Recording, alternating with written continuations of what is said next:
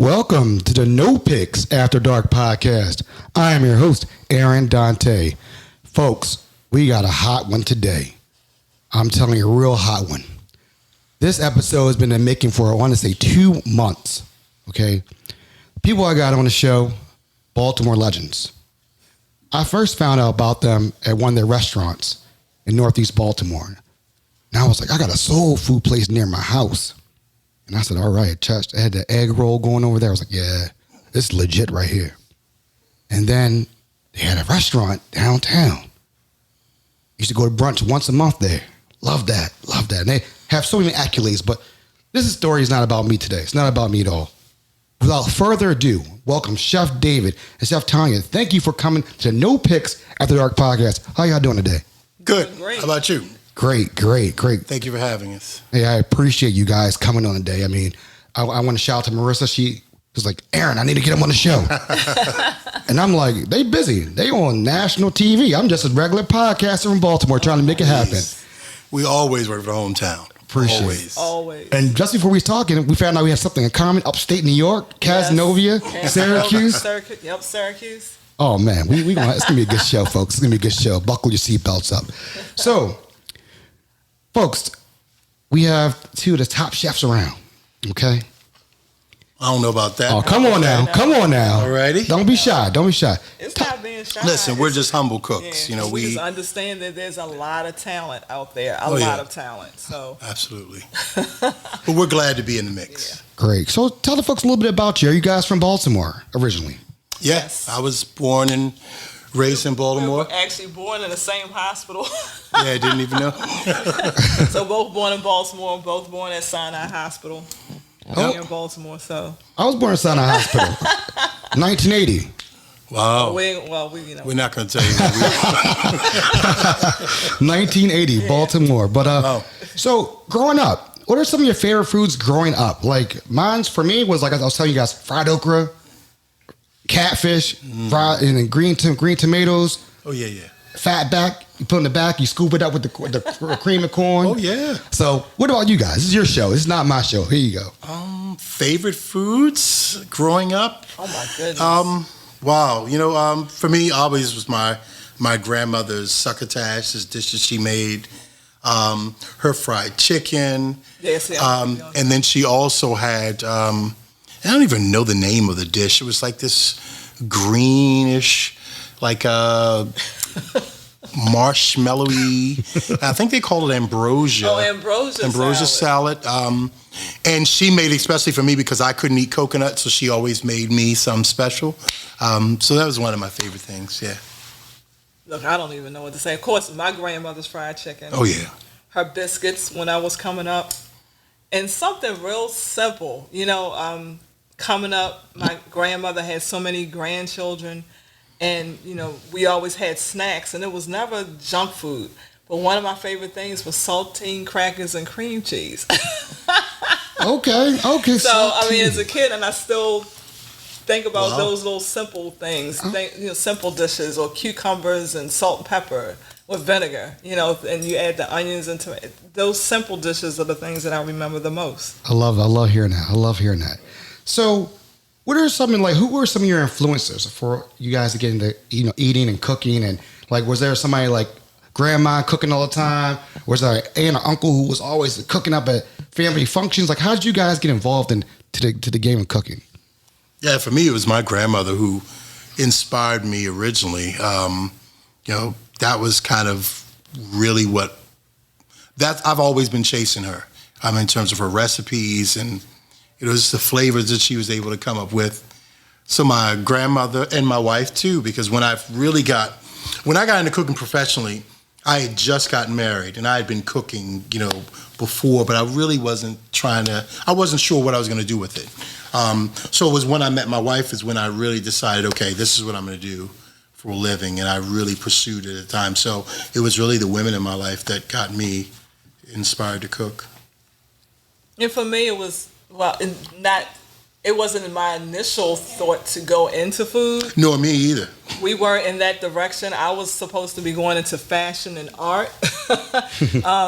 But by reflecting back on my great-grandmother and my grandmother, always wanting to do something for them, especially my grandmother. I'm going to date myself, junior high school, because that's what it was called then, and home economics, and learning how to cook there, and then wanted to take what they taught us and then do something for my grandmother. And that was my inspiration. And always wanting to prepare something that she would say, oh, I love this. Or I would say, what do you want? What would you want me to make for you? And that's what I would do. But never thought of it initially as being a career for me. It was just something that I love to do.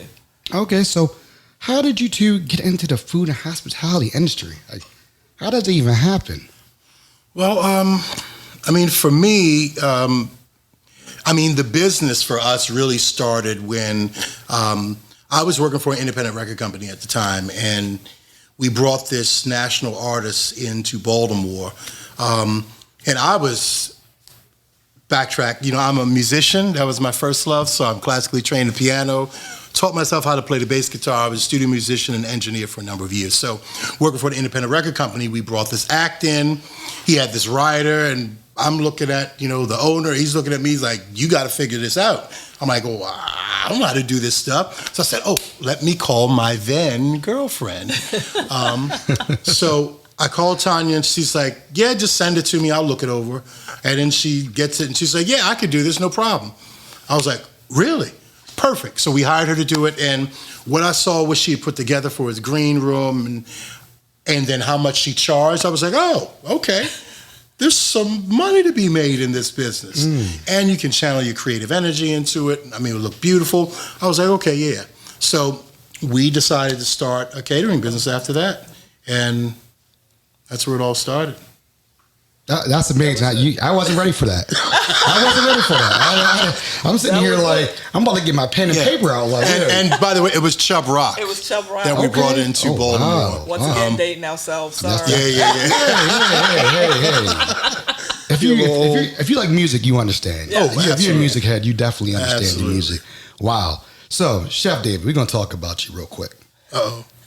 So I know you're the Chop Grand Champion. I mean, come on. The Chop Grand Champion. Everybody watch those shows. I used to watch them back, sit late night, like, all right, let me see if I can cook this at night. And I end up burning some toast or something like that. Oh, no.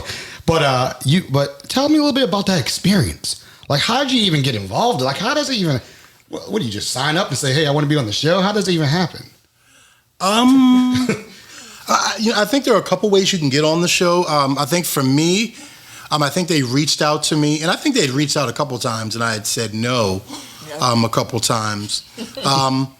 And I think I just gave in at the time. We were, at the time I was still at Ida B's, and yeah, I just said, okay, I'm going to do it. And I think my wife had said, you should do the show. You should just go ahead and do the show, because there were several shows they had sent me, and I was like, no, I'm not interested. And I was really just trying to run the operation day to day at the business, but I accepted it. I went on, and I was successful. It's an experience. You go in. I think call time is 6 a.m. And obviously, the better you do, the more successful you are. The later you're there. So I didn't get out until 8:30, 9 o'clock that night. That night. So it's a 14-hour day. Wow. But listen, it's a lot of hurry up and wait when you're doing camera behind the scenes stuff, but I enjoyed my experience. The people who work there are just incredible people. They're passionate about what they do.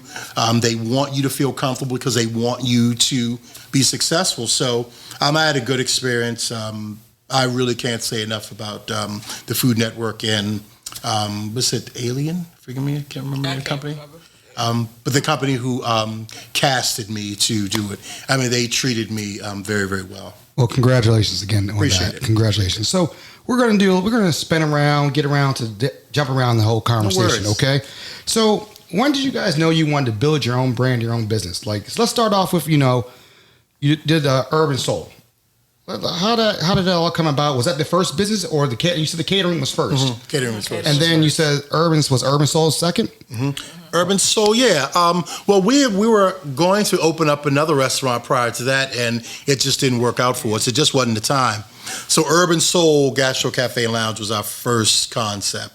And that came about really because I was looking to do something else. I can't remember where I was at the time.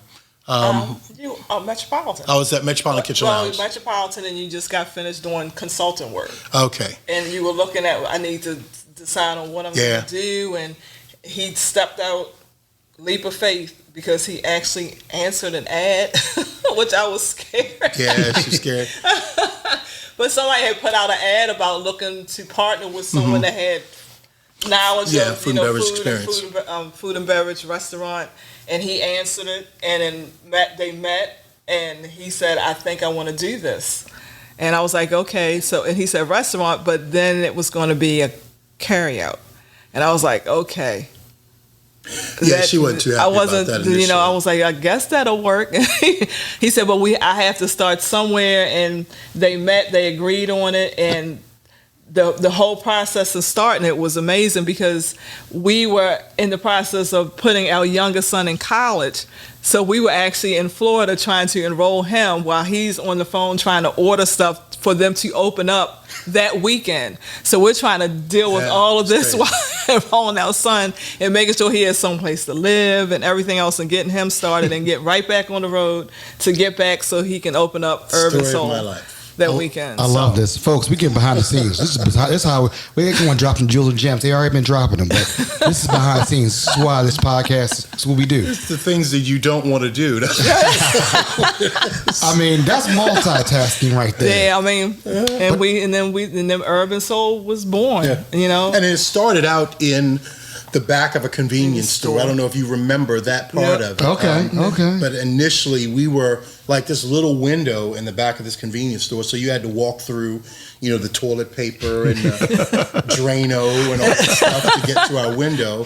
And then people would come up and order. We had a little 6-foot folding table with some chairs around that sat in front of the window. And, a couple weeks in, and we weren't just doing regular carry-out food. We were doing some short ribs and some a couple other things that really... You had the pork loin wrapped in bacon or something. Yeah. So I was really creating the food that I wanted to, was just in a carry-out. And people took on to it a couple weeks later. Well, people were calling up. They were calling up and trying to make reservations. I said, "We're a carryout." They saw the menu online and was trying to make reservations. I said, "No, we're a carryout. You just come in and place your order. And take it to go." We had delivery at that. This is before DoorDash and everything else. Yep. So we had delivery drivers that would come and we had a couple, a gay couple that came in every week, bought a bottle of wine.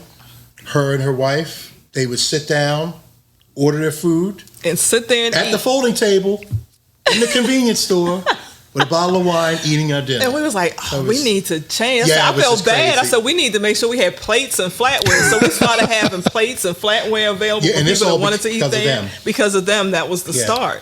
And we were like, we probably need to think about having like a dining restaurant somewhere. So I think they were trying to look for places and nothing was panning out. And one day, it's, when people say speaking into existence, I believe it, because we would look out from that window and say, if they would leave out this convenience store, we could just take the whole thing over.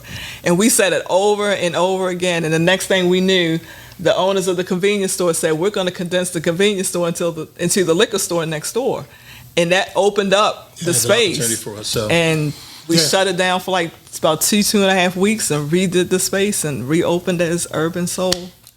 Gastro Cafe and Lounge. I love it. So again, folks, this is behind the scenes. You guys are hearing the real deal. This is why we're here in Baltimore, showing love and the stories of the unheard. And I like to talk about these stories because we all see the glitz and glamour. We all see the beautiful things. Yeah. People don't realize how hard you do to get there, blood, sweat, and tears. The family story. That's crazy to me. That is crazy to hear about that. Yeah. And just open up. Working at a convenience store. Like, come on, I mean, think about it now. And then so let's fast forward. We're going to fast forward. Heirloom Food Group. Tell me a little bit about that. Well, everything that my wife and I do is, they're parts of our journey. They're kind of chapters in this story that we're trying to write. And, we had Urban Soul. We had 2 locations and a food truck with that. And that we had it for about 3 years. And then, everybody knows the story of Ida B's, and we were there for 3 years. And it was just time for us to move on and, really set something up that we wanted to do long term. And as we say, look towards building legacy. Yeah, I think that was our major word for 2020 was legacy. So, my business partners now, good friends. They've been clients for a number of years. We were actually looking at partnering before I opened Urban Soul. After I opened Urban Soul, to do another restaurant, and we just couldn't find a location. So we kind of put that on hold, and that's when I opened up Ida B's. And then they came back to me and said, "Hey, we bought this big building, and you need to come look at it." I'm like, "Okay." I'm still running the restaurant, but I'll come take a look at it. So we came and looked. It was like, "Oh, it's great." And then they started talking about the plans and what they're going to do. And it's like, "But we need you." I'm like, we were like, I don't know how that's going to work right now. But okay. So it was like step back, pause. Yeah. So and we thought about it for a while, and they, kind of left us alone for a little bit, and then they came back and said, "Hey, what's going on? What you going to do?" And we said, "Hey, we decided to step away from the restaurant," and then we just started brainstorming. They started remodeling the space, and they brought in the crew to do all the construction, and then we just started sitting down thinking about what we wanted to do and all the other opportunities that we had. And we said, "You know what? If we're going to do it, we need to do it that makes sense for our brand and the trajectory of what we want to do in the future." So Heirloom just made sense for us because we want to talk about the rareness of the history and the richness of that. But at the same time, we wanted to have that symbol of hope and that symbol of this is something that I can give to the next generation. And that's what Heirloom means to me. It means to all of us. And something, just thinking about, two couples that came together to build this. And that's what we loved about the story, too. Now, I read a little bit, and I was watching IG stories when y'all would do interviews. It was, you guys went on a trip before this. Is before this happened, or was that during this time period? It was right around the time Right around period. the same time. And tell us a little bit about the story, because I've heard that really helped you guys clear your mind and have a new focus on what you're doing with Heirloom and everything else. I think it definitely no sealed, it gave us the focus for building Heirloom, but I think it made our decision to step away stronger. Because that decision was made before we made the trip, and that was when we went to Senegal and the Gambia last year, which was life-changing. I know people have heard us say that over and over again, but David and I had never really traveled out of the country a lot at all, and to make the second trip out of the country for us was Africa. It was memorable, the time that we traveled and the time, because we landed in Africa on our oldest son's birthday, and our oldest son passed away. It'll be 8 years ago this year. So we landed there on his birthday to spend that time there on his birthday. Our youngest son was with us. We were there for his birthday. We just celebrated everything about our family while we were there, and felt like he was there with us while we were all together, and going back to the beginning of everything. It was special. It was special. Yeah, it was special. Thank you for sharing that. I've never been to Africa, so I've been everywhere else, all in Europe and whatnot. But everybody tells me, it's a lot. It's a lot. Like, my family's gone. They went to the Congo, and they did the tours, and I was a stupid high school kid who wanted to play sports and didn't want to go on that trip. So when I always hear stories about Africa, I always love hearing about them, because it's just, people tell me you feel like you're at home, like you feel like like you just like you're there. So they welcomed us like they actually said welcome home. Welcome home. And that was enough. And we went to several villages. It wasn't we didn't just stay in Dakar, which is the major city in Senegal. We went out into the villages and met with the people and met with the chiefs and their families, and it was an experience that I'll never forget. It changed my life in a lot of ways, but for me, it made me understand the importance of centering my blackness around who I am and where I've come from. it's not just about my skin color. And I think that's what people understand too. There is a culture of our people that has been lost.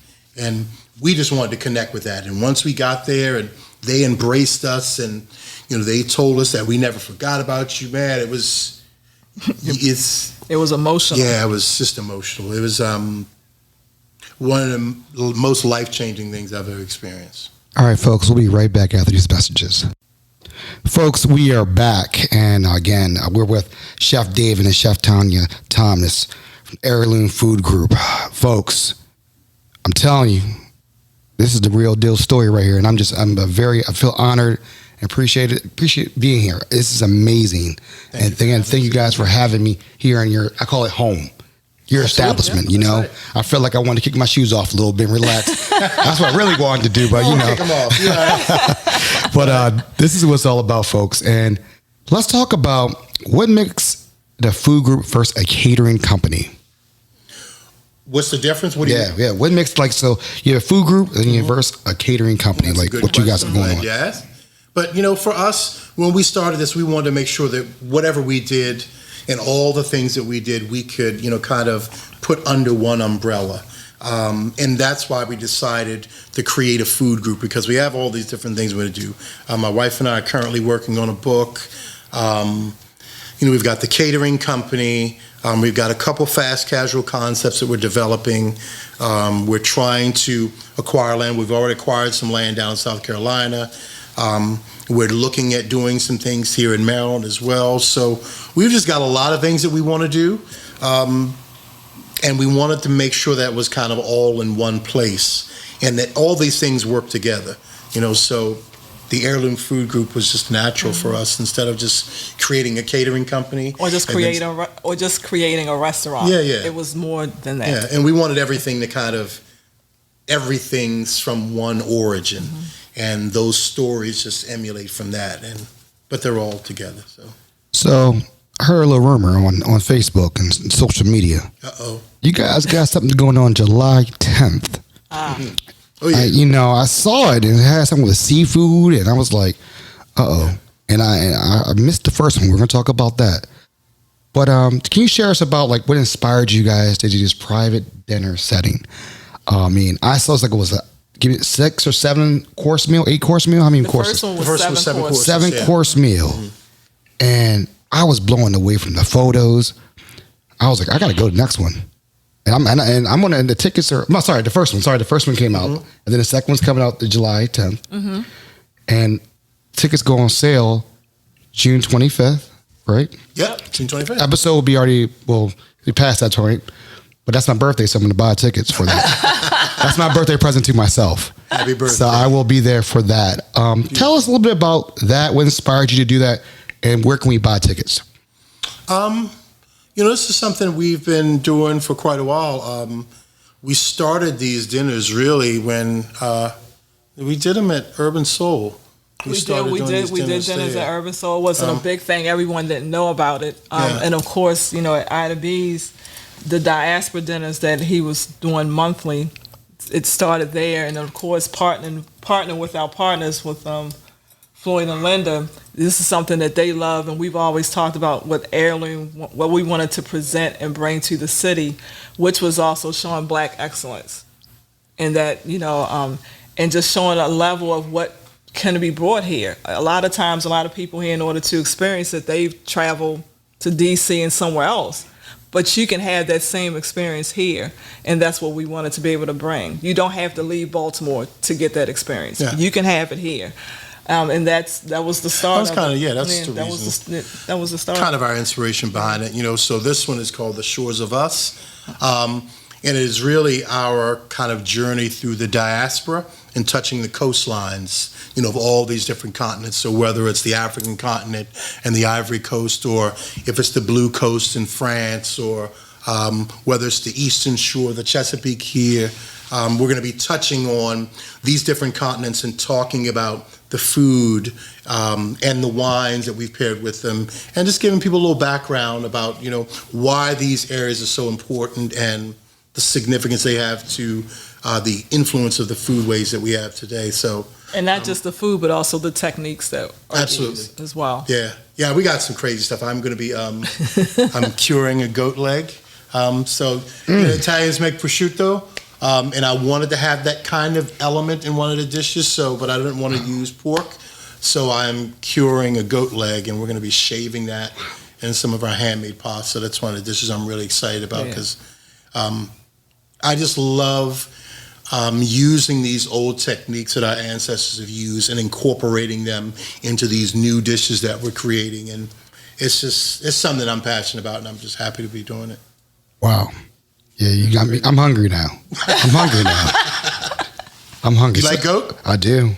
Beautiful. I'm a big curry goat fan. Okay. Yeah. I love some curry goat. Oh, man. I can't find any in Baltimore, but it's all right though. Oh, we'll talk. Yeah, you can't find any, or you can't find any that's good. I was being nice. I wasn't calling nobody out. I'm just keeping it real because I understand. That's normally how it is. I normally have to go to DC. Or New York to get New York to get curry goat. So but we'll talk after that though. Yes, sir. So where can we buy tickets? You'll be able to buy them online. So there's 25th? a link on our Instagram page at H3irloom. H3irloom Baltimore. Look, I can't even remember. H3irloom Baltimore Instagram, and of course, if you go to our website, H3irloom.com, and of course, H3irloom is spelled H3irloom. Why is that? Tell us. That has to be something. H3. Well, H3. It originally started from this very simple concept of my partner and I. Both of our birthdays are in the month of March. Okay. That's the very simple bottom line explanation. But the truth of the matter is that when we talk about H3irloom and my wife and I and who we are and what our focuses are, you got to look at the African traditions and the influences of spirituality. And the number 3 is synonymous in almost every religion on the planet, whether it's Hinduism, Judaism, Christianity, or Islam. That number 3 plays a significant role some way, somehow. That's why that 3 is important to us.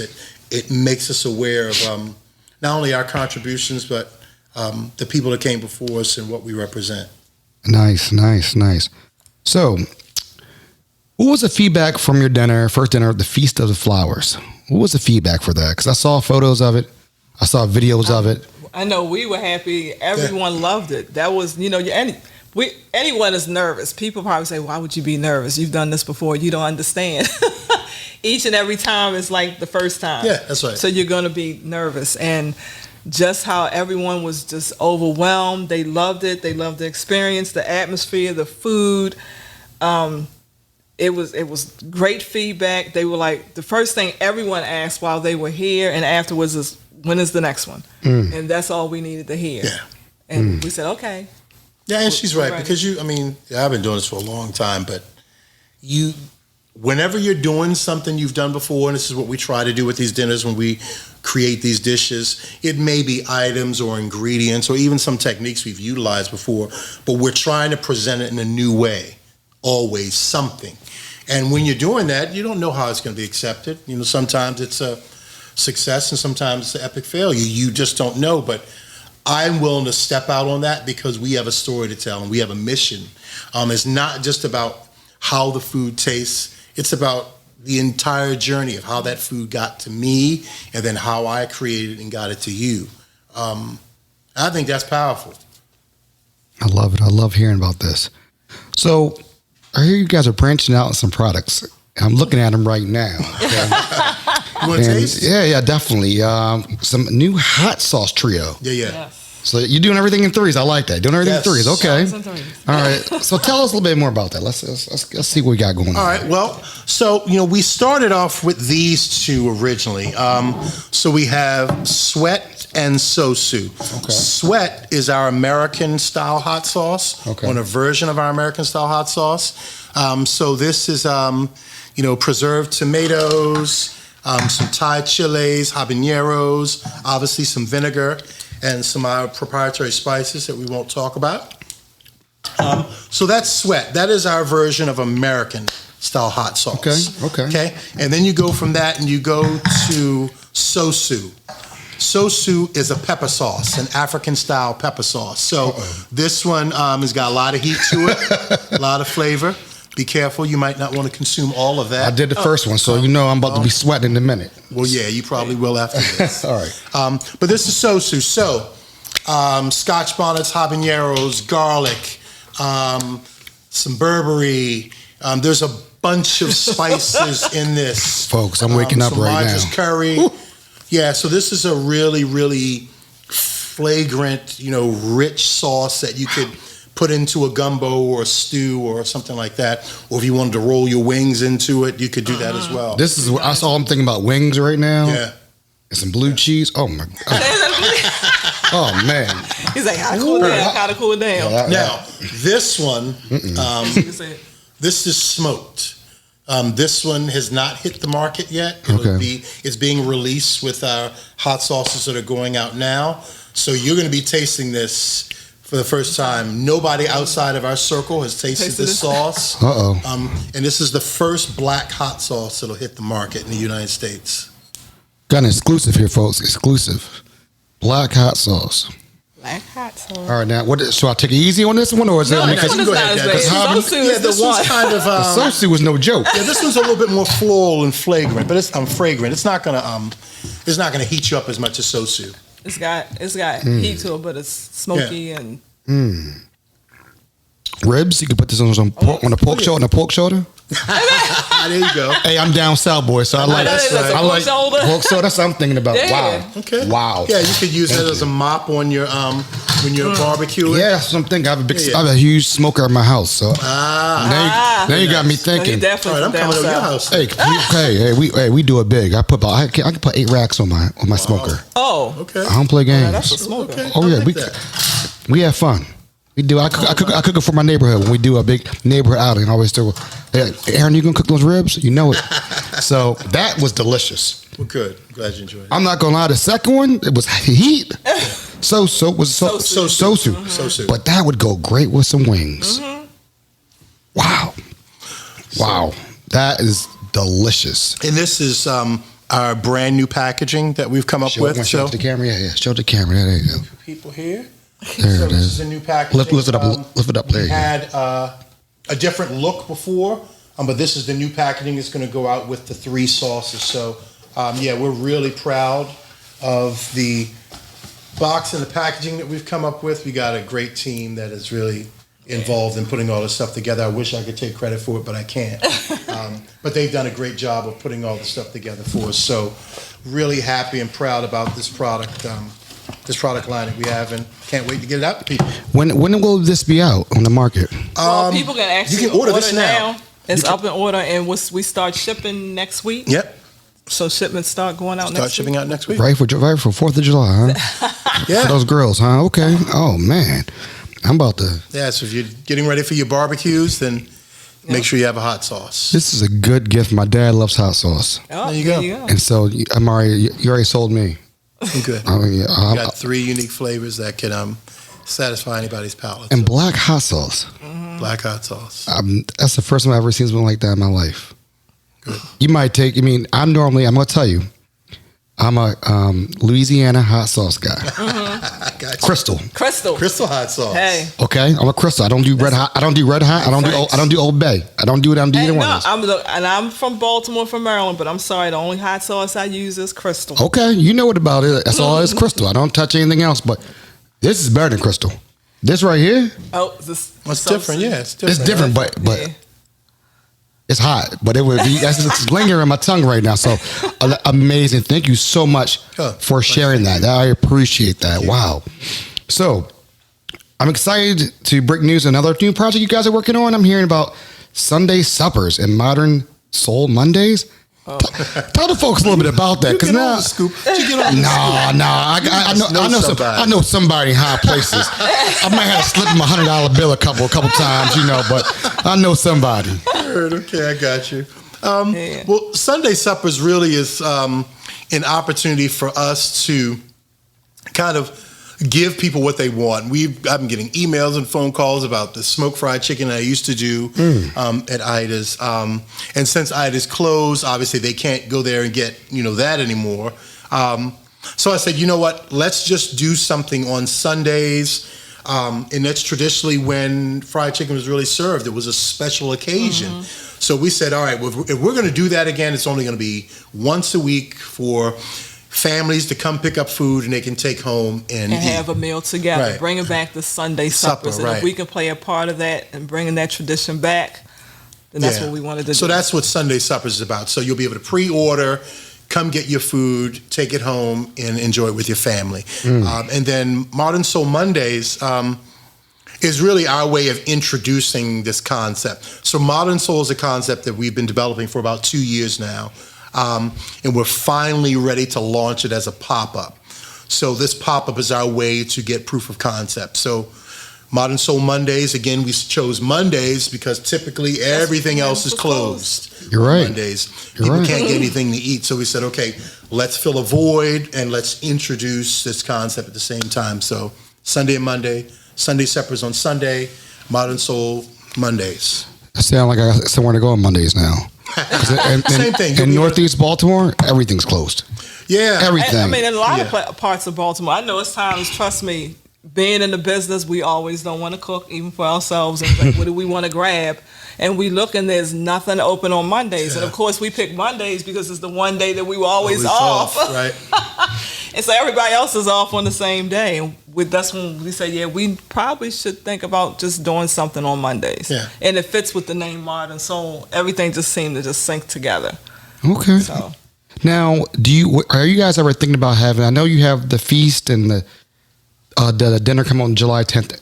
Is live music at these events? Oh, yeah. Okay. I was wondering about that. Oh, yeah. Yeah, the first one, when we did Feast of Flowers, we had Lafayette Gilchrist. Man. Oh, okay. And man. perfect setting, flowers, everything that was going on. And then this one for Shores of Us, we have a trio of guitarists that are phenomenal. People probably know them throughout Baltimore.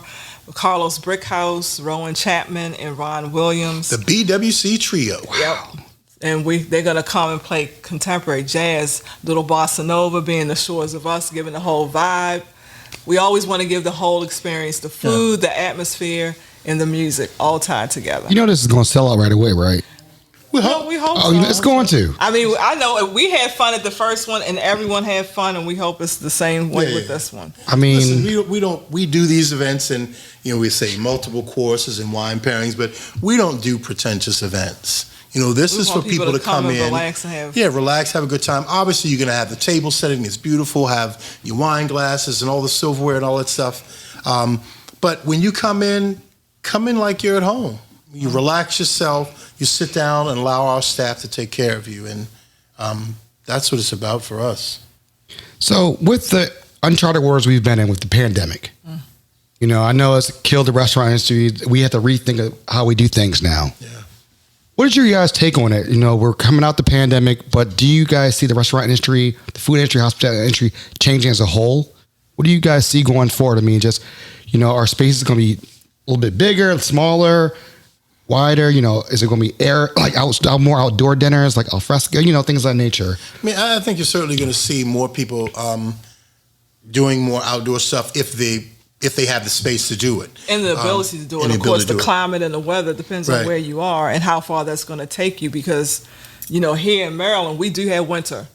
So it's going to be hard to do some things outdoors, but I think definitely people will have more outdoor dining. Yeah, but I think it'll get back to normal to a degree. Mm-hmm. Normal in the sense that people are going to be willing to go to restaurants. Mm-hmm. I think operations are going to change.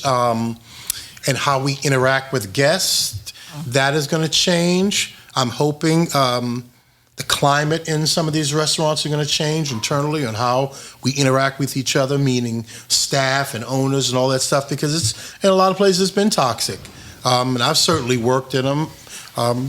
The industry has to change because I think people are asking for that change. It's not the industry saying, oh, we're going to do something. I think people are demanding that change happen, and some of it's going to be really good. some of it may not be so, but I think we have to take time to listen to people and say, hey, we can't continue to do things the way they were before. And if we want the industry to survive, it has to change. It's going to have to change. Yeah. We got to get back to a place where hospitality is the most important thing. It cannot be just about the bottom line. And I'm talking to you as a business owner. I've owned 3 restaurants of my own, and I certainly understand the numbers. But at some point, we've got to say, okay, we care about the people that work for us and the people that come to see us. That is the most important thing. The money's going to come if you treat people right. And we've just got to get back to that. That's why people bring up Southern hospitality as this thing. And they overlook it as, oh, that's just saying. No, there is truth to that, because Southern hospitality means I treat you like mine. I treat you like my family. That's what hospitality, that's how it started. African Americans started the hospitality industry. So we've got to understand our place in that, and understanding that we play a role in shaping the future. We can't just say, okay, it's got to get better. No, we've got to make the decisions to make it better. And I don't have all the answers. I'm not going to sit here and tell you I do, but I know that we are passionate about making people happy in our space. And I think if you start there, everything else is going to fall in line. All right. So this is like the end. I know you guys were sweating through the whole interview. I'm sweating right now because I'm on fire. My mouth is on fire, but that's all right. It's on fire right now, but that's all right though. I'm a trooper. My eyes starting to water a little bit, but I'm all right though. Rapid fire, folks. Rapid fire. Here we go. Okay. I'm like, huh? No, okay. Crabs or crab cakes? Crabs. Okay. They're real quick. Salt or sugar in your grits? Salt. You know, that's a big thing down south. People like sugar. I don't understand. I know sugar in my grits. Drums or flats? Flats. Drums. Okay. Blue cheese, real blue cheese, or ranch dressing? Blue cheese. Blue cheese. What is ranch now? Listen, I get it. Favorite place to go on vacation? Ooh. Well, see, we probably hesitate because we don't get to go on vacation a lot. Yeah. What is but that? But if we could, I think our dream vacation is like the Maldives or Belize. Yeah. Okay. That's what we talked about, yeah. What inspires you every day? Family. Yeah, family. Yeah. Family, and, understanding the struggle of my ancestors. Yeah. Knowing that what I go through in my day-to-day life is nothing compared to what they had to endure. So that's what inspires me every day, is to get up, not just to make them proud, but to acknowledge the sacrifice. So when I say family, I'm thinking back Absolutely. and then forward when it comes to children, grandchildren. Grandchildren, yeah. That's what motivates me. Yeah. What's the best advice you ever received? Wow. I think I'm still going to reflect on my dad. Yeah, what did he say? At our wedding. What did he say? You forgot? Uh-oh. No. I think because whenever I think about advice, and trust me, I've gotten a lot of it throughout the years, but I always think about what my dad said when we got married, and being that we've been married to be 29 years next month. He was Congratulations. Right. Whatever he said was right. He said, always communicate. Always he said communicate. that'll be the success to your marriage. A successful marriage is to communicate. I agree with that. There you go. Folks, drop the mic right there. I don't think we didn't even talk anymore. That's a great way to end the show. Whatever she said. Hey. Folks, thank you again for coming on the show. Thank you. This has been a grateful. I'm blown away by everything I've heard today, and this place we're in is so beautiful. And I can't wait for people to come in and just enjoy this and to hear your passion, how passionate you guys are about what you do. Thank you so much for coming on the show. No, thank you. We're honored that you even asked. Folks, love, peace. We're out.